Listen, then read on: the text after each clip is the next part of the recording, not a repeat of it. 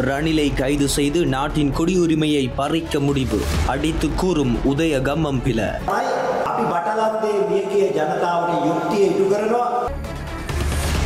கனடாவிலிருந்து யாழ் வந்தவர்களுக்கு நடந்த பெரும் துயரம், புலம்பெயர் உறவுகளே அவதானம். வடகிழக்கில் சித்திரவதை முகாம்கள் நடத்தப்பட்டதா?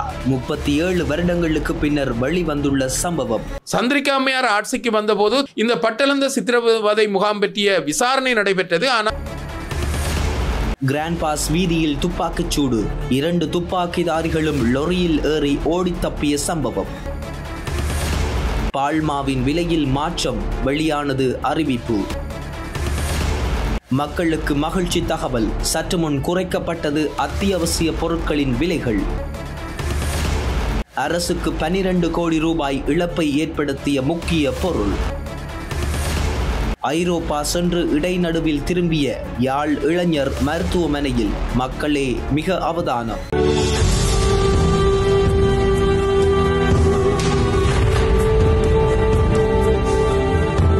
பட்டளந்த ஆணைக்குழுவின் அறிக்கையின் அடிப்படையில் முன்னாள் ஜனாதிபதி ரணில் விக்ரமசிங்கவை கைது செய்வதோ அல்லது அவரது குடியுரிமையை ரத்து செய்வதோ சாத்தியமற்றது என உதய கம்மம்பில தெரிவித்துள்ளார். பட்டளந்த ஆணைக்குழுவின் அறிக்கையின் 3வது அத்தியாயத்தில் மக்கள் விடுதலை முன்னணியின் கிளர்ச்சிகள் குறித்து பேசுவதற்காக ஒதுக்கப்பட்டுள்ளது. அரசாங்கம் இந்த அறிக்கையை அமைச்சரவை அனுமதியூடாக ஏற்றுக்கொள்ளுமானால் மக்கள் விடுதலை முன்னணியின் கிளர்ச்சி இடம்பெற்றுள்ளது என்பதை ஏற்பதாகும். இந்த அறிக்கை நாடாளுமன்றத்திலும் முன்வைக்கப்பட்டுள்ளது. அப்போதைய அமைச்சர் விஜயபால மெண்டிஸ் 2021ஆம் ஆண்டு மார்ச் மாதம் 29ஆம் தேதி பட்டளந்த அறிக்கையை சபையில் முன்வைத்தார். அவ்வாறு இல்லை என பொய் கூறும் அரசாங்க தரப்பினர் 2001ஆம் ஆண்டு மார்ச் மாதம் 29ஆம் தேதி ஹன்ஷாட்டின் 1581வது பக்கத்தை பார்ப்பார்களானால் அதற்கான சாட்சியை பெற முடியும். ஆகவே பட்டளந்த ஆணைக்குழுவின் அறிக்கையின் அடிப்படையில் முன்னாள் ஜனாதிபதி ரணில் விக்ரமசிங்கவை கைது செய்யவோ அல்லது குடியுரிமையை ரத்து செய்யவோ முடியாது.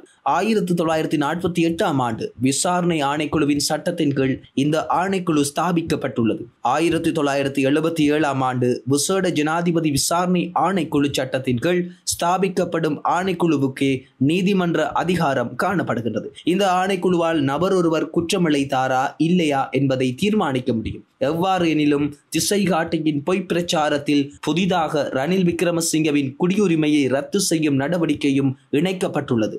இது ஒருபோதும் சாத்தியம் இல்லாத விடயம் என உதய கம்மம்பில எச்சரிக்கை விடுத்துள்ளார்.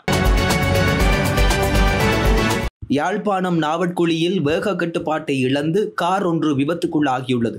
நாவட்குழி மாதா கோவில் அடியில் நேற்றிரவு 17ஆம் தேதி குறித்த விபத்து சம்பவம் இடம்பெற்றுள்ளது. கட்டுப்பாட்டை இழந்த கார் வீதியோரத்தில் உள்ள மாதா கோவிலின் மதகுடன் மோதி இந்த விபத்து சம்பவித்துள்ளதாக தெரிவிக்கப்படுகின்றது. குறிப்பாக கனடாவில் இருந்து வந்த பெண், அவரது கணவர் மற்றும் 5 வயது மதிக்கத்தக்க பெண் குழந்தை ஆகியோர் பயணித்த காரே இவ்வாறு விபத்துக்குள்ளாகியுள்ளது. எனினும் இந்த விபத்தின் போது வாகனத்தில் பயணம் செய்த மூவருக்கும் எவ்விதமான காயங்களும் ஏற்படவில்லை. இந்த நிலையில் சாரதியின் நித்திரை கலக்கமே விபத்துக்கான காரணம் என அறிய முடிகின்றமை சுட்டிக்காட்டத்தக்கது. புலம்பெயர் உறவுகள் நாட்டிற்கு வரும் சந்தர்ப்பங்களில் மிக மிக அவதானமாக செயல்பட வேண்டும் எனவும் உங்களின் பாதுகாப்பை உறுதிப்படுத்திக் கொள்ளுமாறும் கேட்டுக்கொள்ளப்படுகின்றீர்கள். பட்டளந்த சித்திரவதை முகாம் 37 வருடங்களுக்கு பின்னர் வெளிவந்துள்ளது.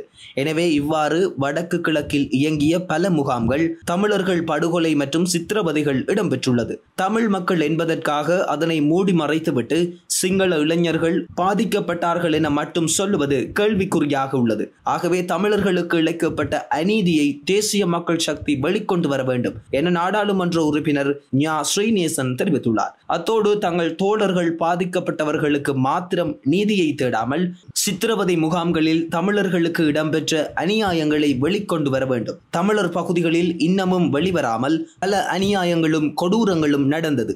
அவற்றையும் இந்த சந்தர்ப்பத்தில் ஆதாரங்களுடன் வெளிப்படுத்தி தமிழ் மக்களுக்கான நீதியை பெற்றுக் கொடுக்க வேண்டும் எனவும் வலியுறுத்தியுள்ளார். கிராண்ட் பாஸ் பகுதியில் நேற்றைய தினம் துப்பாக்கிச்சூடு சம்பவம் ஒன்று இடம்பெற்றுள்ளது. நேற்று இரவு இடம்பெற்ற இந்த துப்பாக்கிச்சூட்டு சம்பவத்தில் 2 காயமடைந்துள்ளதாக போலீசார் தெரிவித்துள்ளார்கள். 2 துப்பாக்கிதாரிகளும் லொரி ஒன்றின் மீது துப்பாக்கிச்சூடு மேற்கொண்டதன் பின்னர் தப்பிச் சென்றுள்ளதாக போலீசார் தெரிவித்துள்ளார்கள். ஐபோஸ்லேன் பகுதியில் சமீபத்தில் 2 இளைஞர்கள் கத்தியால் குத்தி கொலை செய்யப்பட்ட சம்பவம் தொடர்பாக சந்தேக நபர்கள் 8 பேர் கைது செய்யப்பட்டுள்ளார்கள். இந்த இரட்டை கொலை நேற்று முன்தினம் அதிகாலையில் இடம்பெற்றிருந்த நிலையில் கிராண்ட் பாஸ் போலீசார் நடத்திய விசாரணைகளை தொடர்ந்து சந்தேக நபர்கள் கைது செய்யப்பட்டுள்ளனர். சம்பவம் தொடர்பில் நேற்றிரவு வெள்ளம்பிட்டிய பகுதியில் 16 முதல் 44 வயதுக்குட்பட்ட இளைஞர்கள் குழு ஒன்றை போலீசார் கைது செய்துள்ளமையும் குறிப்பிடத்தக்கது. நாட்டுக்கு இறக்குமதி செய்யப்படும் 400 கிராம் பால்மா பொதியொன்றின் விலையை 50 ரூபாவினால் அதிகரிக்கப்படும் என தகவல்கள் வெளியாகியுள்ளது. வருகின்ற ஏப்ரல் மாதம் 1ஆம் தேதிக்குள் விலையை 4.7% அதிகரிக்க முடிவு செய்துள்ளதாகவும் தெரிவிக்கப்பட்டுள்ளது. குறித்த விடயத்தை பால்மா இறக்குமதியாளர்கள் சங்கம் அறிவித்துள்ளது. இதேவேளை லங்கா சதோச நிறுவனமும் சில அத்தியாவசிய நுகர்வுப் பொருட்களின் விலைகளை குறைத்துள்ளமையும் சுட்டிக்காட்டத்தக்கது. லங்கா சதோச நிறுவனத்தினால் பொதுமக்களுக்கு வழங்கப்படும் பல அத்தியாவசிய நுகர்வுப் பொருட்களின் விலைகள் குறைக்கப்பட்டுள்ளதாக தகவல்கள் வெளியாகியுள்ளது. இன்று முதல் நடைமுறைக்கு வரும் வகையில் சிவப்பு சீனி, சிவப்பு பருப்பு, கோதுமை மா, டின்மீன், உருளைக்கிழங்கு, வெள்ளை கௌப்பி, பெரிய வெங்காயம், வெள்ளைப்பூடு ஆகிய பொருட்களின் விலைகள் குறைக்கப்பட்டுள்ளது. அதன் அடிப்படையில் 1 கிலோகிராம் சிவப்பு சீனியின் விலை 8 ரூபாவால் குறைக்கப்பட்டு அதன் புதிய விலையாக 277 ரூபாவாக அறிவிக்கப்பட்டுள்ளது. 1 கிலோகிராம் சிவப்பு பருப்பு 4 ரூபாவினால் குறைக்கப்பட்டு அதன் புதிய விலை 279 ரூபாவாக பதிவு செய்யப்பட்டுள்ளது. 1 கிலோகிராம் கோதுமை மாவின் விலை 2 ரூபாவினால் குறைக்கப்பட்டு அதன் புதிய விலை 162 ரூபாவுக்கும், டின்மீன் ஒன்றின் விலை 10 ரூபாவினால் குறைக்கப்பட்டு அதன் புதிய விலை 490 ரூபாவாகவும், 1 கிலோகிராம் உருளைக்கிழங்கின் விலை 13 ரூபாவினால் குறைக்கப்பட்டு அதன் புதிய விலை 185 ரூபாவாகவும் பதிவாகியுள்ளது. அதேவேளை 1 கிலோகிராம் வெள்ளை கௌப்பியின் விலை 45 ரூபாவினால் குறைக்கப்பட்டு அதன் புதிய விலை 750 ரூபாவாக அறிவிக்கப்பட்டுள்ளது. 1 கிலோகிராம் பெரிய வெங்காயத்தின் விலை 25 ரூபாவினால் குறைக்கப்பட்டு அதன் புதிய விலை 160 ரூபாவாக பதிவாகியுள்ளது. 1 கிலோகிராம் வெள்ளைப்பூண்டின் விலை 20 ரூபாவினால் குறைக்கப்பட்டு அதன் புதிய விலையாக 575 ரூபாய் பதிவாகியுள்ளது. எனவே குறித்த விலை குறைப்புகள் மக்கள் லங்கா சதோச நிறுவனங்களின் மூலம் இன்று 18ஆம் தேதி முதல் பெற்றுக்கொள்ள முடியும் எனவும் லங்கா சதோச நிறுவனம் தெரிவித்துள்ளது. இலங்கைக்கு சட்டவிரோதமாக இறக்குமதி செய்யப்பட்ட 12 கோடி ரூபாவுக்கும் அதிக மதிப்புள்ள சிகரெட் தொகை ஒன்று கண்டுபிடிக்கப்பட்டுள்ளது. கொழும்பு துறைமுக வளாகத்தில் உள்ள ஒரு கிடங்கிலிருந்து இந்த சிகரெட் தொகை சுங்க வருமான பணிக்குழு அதிகாரிகளினால் கண்டுபிடிக்கப்பட்டுள்ளது. இதன் போது சுமார் 7,13,000 சிகரெட்டுகள் கைப்பற்றப்பட்டுள்ளது. இந்த சிகரெட்டுகள் ஐக்கிய அரபு ராச்சியத்தில் இருந்து பாதுக்க பிரதேசத்தில் உள்ள ஒரு நிறுவனத்திற்கு இறக்குமதி செய்யப்பட்ட பொருட்களின் பெட்டிகளுக்குள் மறைத்து வைக்கப்பட்டிருந்த நிலையில் கண்டுபிடிக்கப்பட்டுள்ளதாக சுங்க திணைக்களம் தெரிவித்திருந்தது. இதனையடுத்து இவ்வாறு 12 கோடி ரூபாய் பெறுமதியான சிகரெட்டுகள் பயன்படுத்த முடியாத நிலைக்கு போயுள்ளதால் அரசாங்கத்திற்கு இதனால் 12 கோடி ரூபாய் நஷ்டம் ஏற்பட்டுள்ளதாகவும் சுட்டிக்காட்டப்பட்டுள்ளது. யாழ் போதனா வைத்தியசாலையில் மலேரியா நோயினால் பாதிக்கப்பட்ட 23 வயதான இளைஞர் ஒருவருக்கு சிகிச்சை அளிக்கப்பட்டு வருவதாக யாழ் போதனா வைத்தியசாலையின் பிரதி பணிப்பாளர் வைத்தியர் சி யமுனானந்தா தெரிவித்துள்ளார்.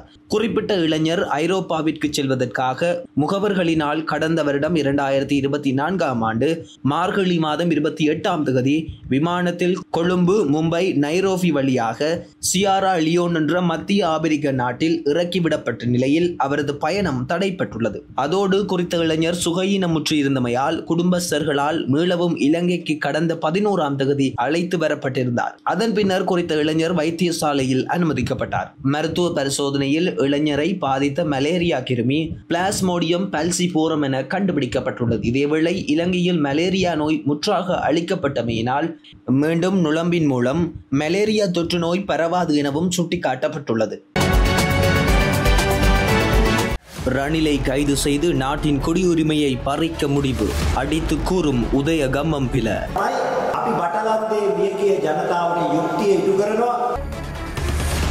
கனடாவிலிருந்து யாழ் வந்தவர்களுக்கு நடந்த பெரும் துயரம், புலம்பெயர் உறவுகளை அவதானம். வடகிழக்கில் சித்திரவதை முகாம்கள் நடத்தப்பட்டதா? 37 வருடங்களுக்கு பின்னர் வெளிவந்துள்ள சம்பவம். சந்திரிகா அம்மையார் ஆட்சிக்கு வந்தபோது இந்த பட்டளந்த சித்திரவதை முகாம் பற்றிய விசாரணை நடைபெற்றது. ஆனால் கிராண்ட் பாஸ் வீதியில் துப்பாக்கிச் சூடு, 2 துப்பாக்கிதாரிகளும் லொரியில் ஏறி ஓடி தப்பிய சம்பவம். பால்மாவின் விலையில் மாற்றம், வெளியானது அறிவிப்பு. மக்களுக்கு மகிழ்ச்சி தகவல், சற்று முன் குறைக்கப்பட்டது அத்தியாவசிய பொருட்களின் விலைகள். அரசுக்கு 12 கோடி ரூபாய் இழப்பை ஏற்படுத்திய முக்கிய பொருள். ஐரோப்பா சென்று இடைநடுவில் திரும்பிய யாழ் இளைஞர் மருத்துவமனையில், மக்களே மிக அவதானம்.